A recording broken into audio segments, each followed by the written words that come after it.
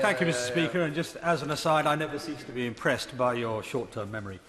I beg to move that this House calls on the Government to conclude the national security checking of the Iraq Inquiry report as soon as possible, in order to allow publication of that report as soon as possible after the 18th of April 2016, and no later than 2 weeks after that date, in line with the undertaking on time taken for such checking by the Prime Minister in his letter to Sir John Chilcot of 29th of October 2015.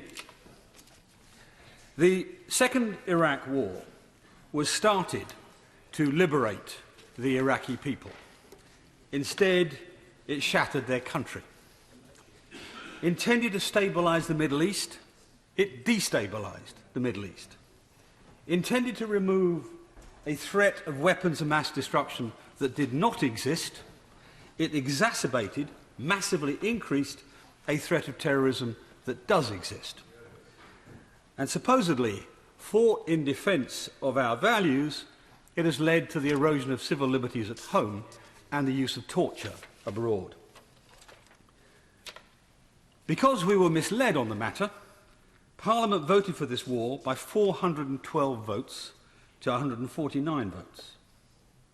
So there were very good reasons for setting up the inquiry in the first place.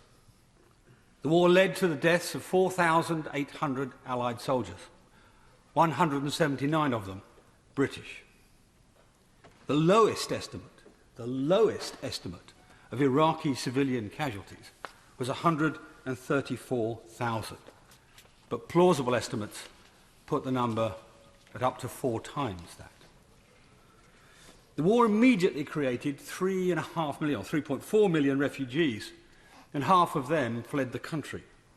It cost the British taxpayer £9.6 billion and cost the American taxpayer $1,100 billion. The war has done untold damage to the reputation of the West throughout the Middle East, and indeed amongst Muslim populations both at home and abroad. Initiated, as I said, to protect the West from terrorism, it has in fact destroyed the integrity of the Iraqi state and triggered a persistent civil war that has created the conditions for perhaps the worst terrorist threat yet to the West, ISIL or ISIS. It has done huge harm to the self-confidence and unity of the West, in effect neutering our foreign policy. The war was, with hindsight, the greatest foreign policy failure of this generation. And I say that as someone who was misled into voting for it. It's now been over 6.5 years since Gordon Brown launched the Iraq inquiry, and over 5 years since it heard its last evidence. It's been over a year since this House, in a similar debate, called for the government to publish the Iraq inquiry's report as soon as possible. And yet that report has still not been published. It's no surprise that one of the most preeminent politicians of our era, a highly respected, very civilised ex-Foreign Secretary, Douglas Hurd, branded the delays as a scandal. He is right. It's a disgrace. In 2009, the then leader of the opposition, and now the Prime Minister, was scornful that it would not be published before the 2010 general election. In that year, Sir John Chilcot told families that he would complete the inquiry in a year. This is 2009. He said he would complete it in a year if he could, but definitely not more than 2 years. In fact, the evidence-taking did not conclude until the 2nd of February 2011. Nevertheless, and that was over 5 years ago, at that time, Sir John Chilcot said, it is going to take some months to deliver the report itself. Some months. Well, it's 62 and counting so far since then. Then the inquiry started the declassification process. Under the inquiry protocols, there are 9 different categories of reason for turning down declassification, for preventing Sir John not from seeing the information, but from publishing it. So what the inquiry can publish is determined by a series of protocols that have criteria so broad that a veto on application can virtually be applied at Whitehall's discretion. Now compare this with the Scott Inquiry on the supergun, the Iraqi supergun affair. It also covered issues of incredible sensitivity in terms of national security, international relations, intelligence agency involvement, judicial propriety, and ministerial decision-making. The whole gamut. Sir Richard Scott was allowed to decide himself what he would release into the public domain, unfettered by Whitehall.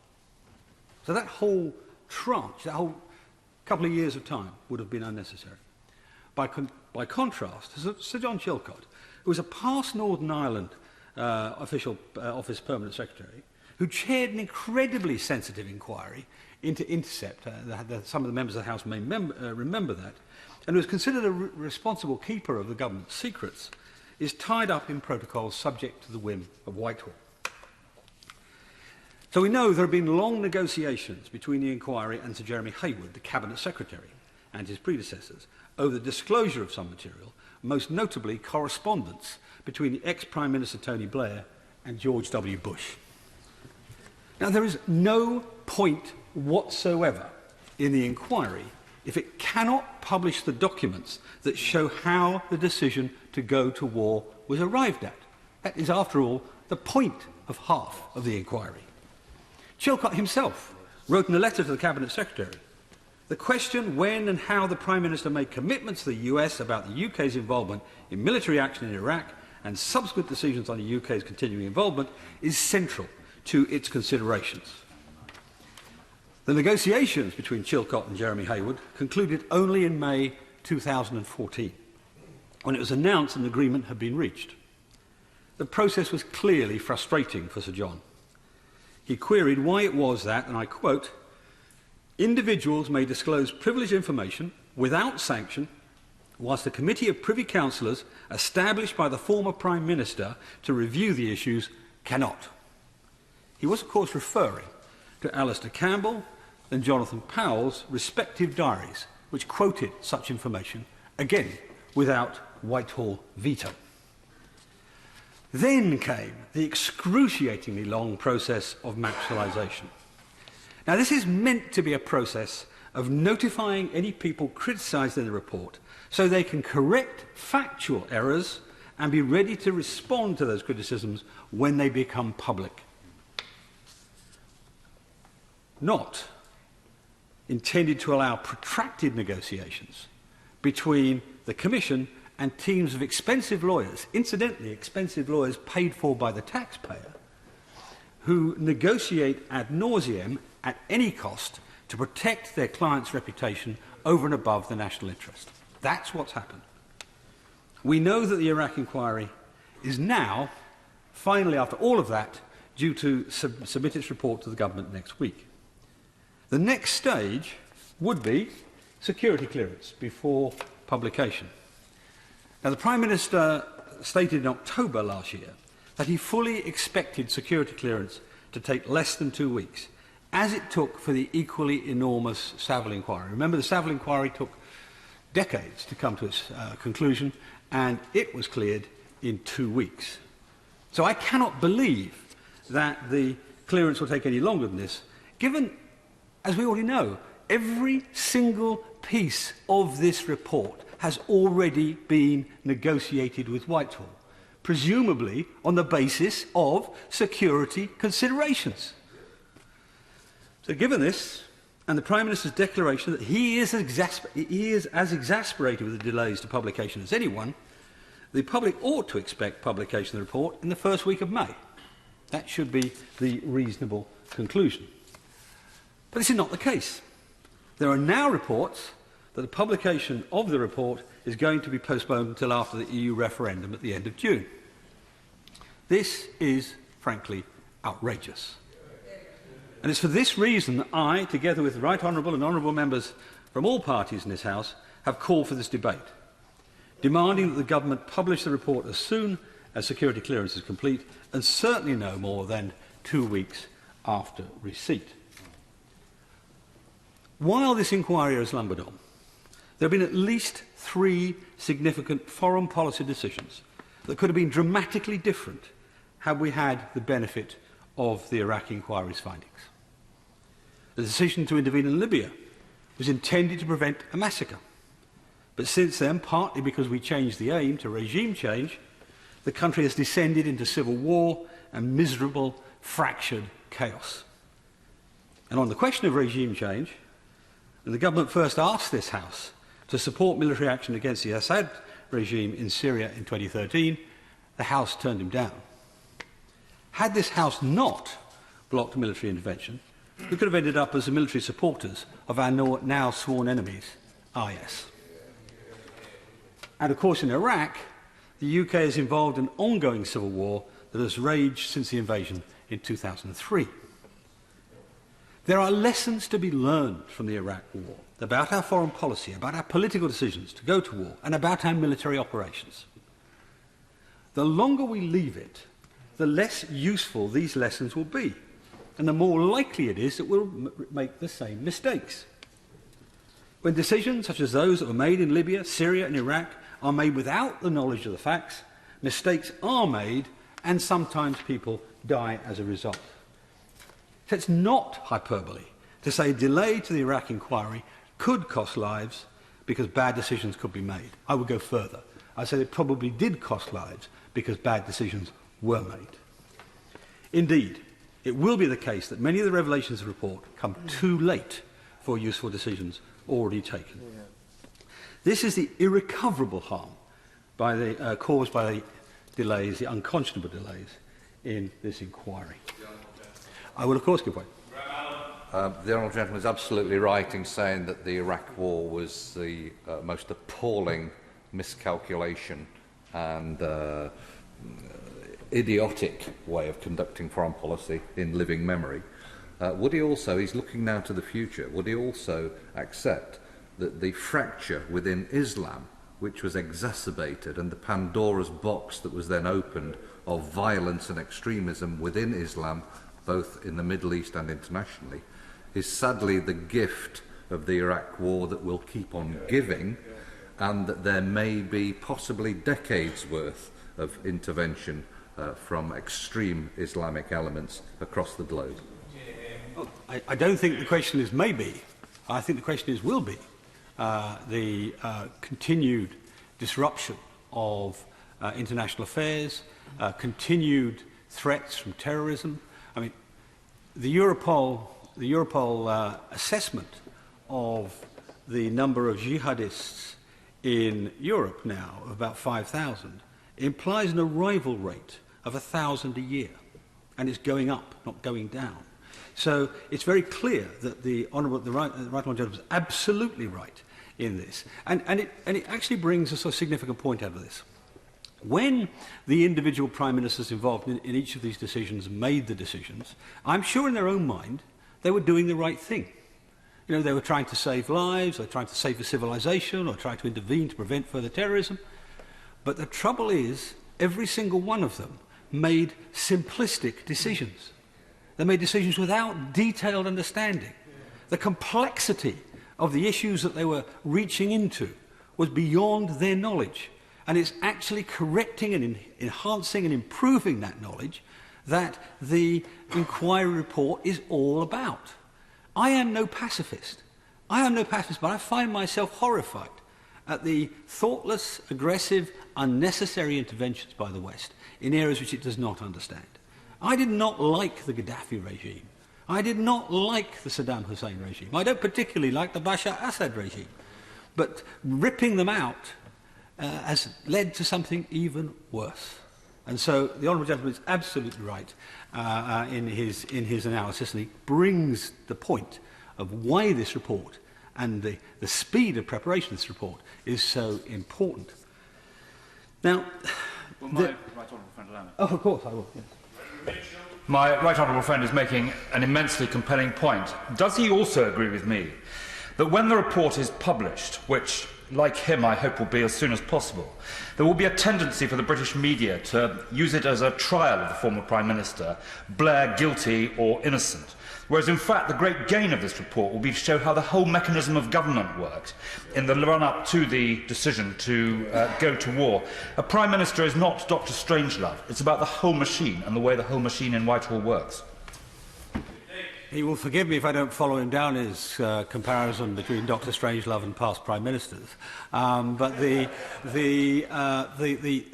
is right in one respect. He is right that the most important element of this, and I'll come back to it in a second, but the most important element of this is what we learn from our own mistakes. But there is also issues of accountability and, of course, of closure, which, as I say, I'll return to in a moment. Yes, indeed. Yeah. Interrupt because I'm very much enjoying the powerful case that the right honourable gentleman is making on this particular debate. But can I invite him to ignore the representations made by his colleague, because this war is bound up with one key individual, and that is Tony Blair. And forever and a day, he will be associated with this particular war. It was personalised around the personality of this Prime Minister. As far as I'm concerned, he could have a tattoo across his forehead, Iraq, because such is his legacy. So this will be a comment and a statement about his day, because I was in this House when we voted to go to war, as was the honourable gentleman, and I had to listen to that nonsense and drivel from that proverb Prime Minister as that case for war. So please, let's make sure that where blame is to be apportioned, it is apportioned rightly. I'll come back to this issue towards the latter part of my speech, but I mean, my right honourable friend and I have a very dear common friend who thinks that Mr. Blair should be at The Hague. So there is a range of opinion on this. But to come to that conclusion today would be to preempt the report. And I don't intend to do that, but I do intend to return to the issue of accountability in a minute. All right, if you will. Yeah. Just to get the balance correct, that if we go back to the time of the votes, actually a majority of the non-payroll vote in the Labour Party, 122 members of the Labour Party, and I was proud to be one of the organisers of this, actually rebelled against their own government. Had the Conservative Party supported us, we would not have gone to war. But those are historical things that I think it's important to place on record, that the biggest ever parliamentary rebellion within a governing party was by the Labour Party on taking us to war, when many of us at the time realised it would be a disaster, but none of us realised at the time what an appalling disaster it would be that would carry on for decades and influence us domestically as well as in the Middle East. The honourable gentleman makes his point well, but one of the issues that the report will face up to, one hopes, is the veracity of what was told to the House that day. That will be one of the key issues, which is why the argument between Sir John Chilcot and Whitehall is very important, because I think that argument, reading between the lines of his letters, was very much about what decisions were taken before the House made its decision and after. What was told to the House, whether it was accurate or not, whether it was based on impartial briefings, or whether indeed the politics of the issue coloured the views of important components of the state. Now, I'm not going to attempt to answer that today, but I would be incredibly disappointed if Chilcot does not, if the Commission's report does not actually answer those questions in plain English, which is why I would not be drawn by my honourable friend, who's a very great friend of mine, because I think it has to answer those questions. What the tabloid press and the other press does with it the day after is not for me. But I want to press on just briefly on the lessons to learn not just about the war, but how we should conduct these inquiries. The government's intention now is to review the Maxwellisation process, where those who are criticised have been given a chance to respond, and that's to be welcomed. Maxwellisation, as I say, was responsible for half the delays in this.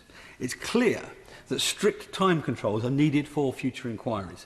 It cannot be right that those who are to be criticised can delay publication for their own interest. It cannot be right.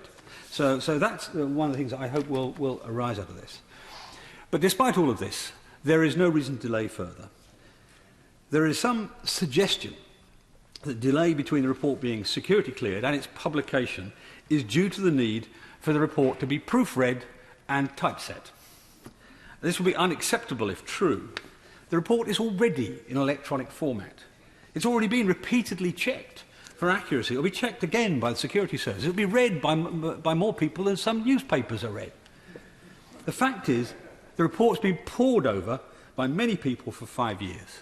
We are in the 21st century. We are not in the era of hot lead typesetting.